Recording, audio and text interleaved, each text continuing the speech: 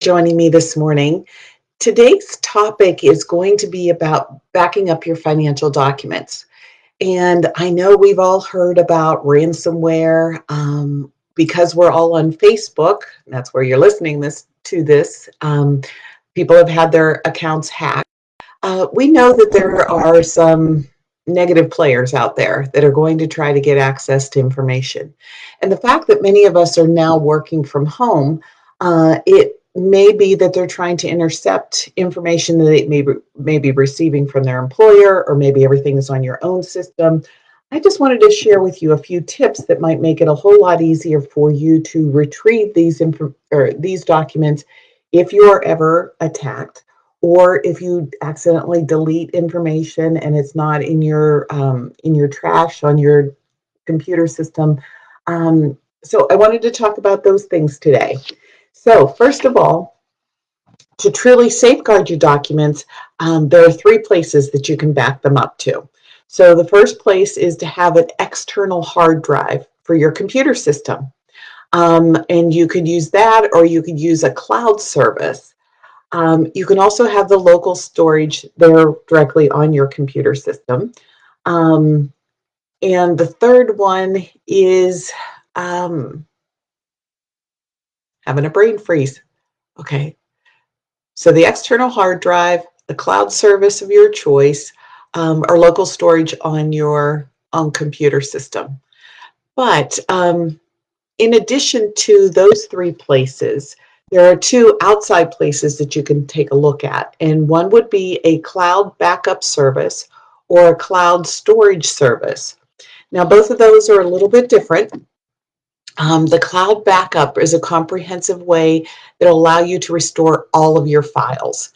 And this is a great option if your important documents and your files are kept together. Okay.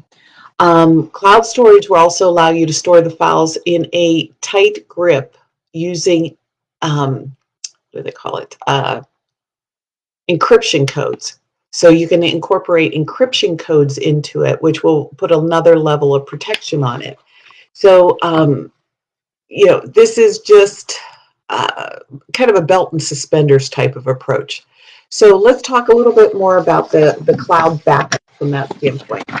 When you're choosing a backup, you also want to take into consideration the fees that they're going to charge you, the amount of storage space that you need for the information that you have on your system, and if there's any limitations on the number of devices that you might use out of your own home.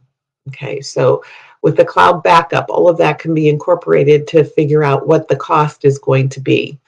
Now, you might not be able to retrieve this information immediately. You're going to have to work with that outside service in order to get that information back right away.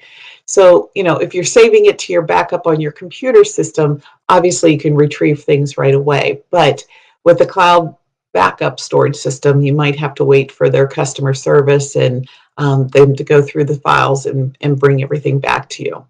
So, the encryption key can be just a great level of protection. So I wanted to incorporate that. How about the cloud storage? So if you think that your documents are pretty safe already and that you're not too concerned about people being able to get access to it, the cloud storage might be a good option for you. And it's an option that many income tax preparers use to share information back and forth. Attorneys, law practices, they'll share documents using this cloud storage. So that might be something else that you can use. It's not as robust as the backup, but it is a way to communicate and share information between your system and maybe an outside party. So, hopefully you will never encounter losing your information, but I highly encourage taking a look at these two different options to try to protect your information. So I hope you found that of interest, and you can investigate that a little further on your own. But if you have any questions, don't hesitate to give me a call at 412-346-4655. Send me an email at diane@pearsonfinancialplanning.com or a direct message right here through Facebook. As always, I appreciate you joining me. And if you have any friends or family that you believe would benefit from listening to my little weekly webcast here, please let me know. I'll be happy to invite them to our private group. And as always, have a great day.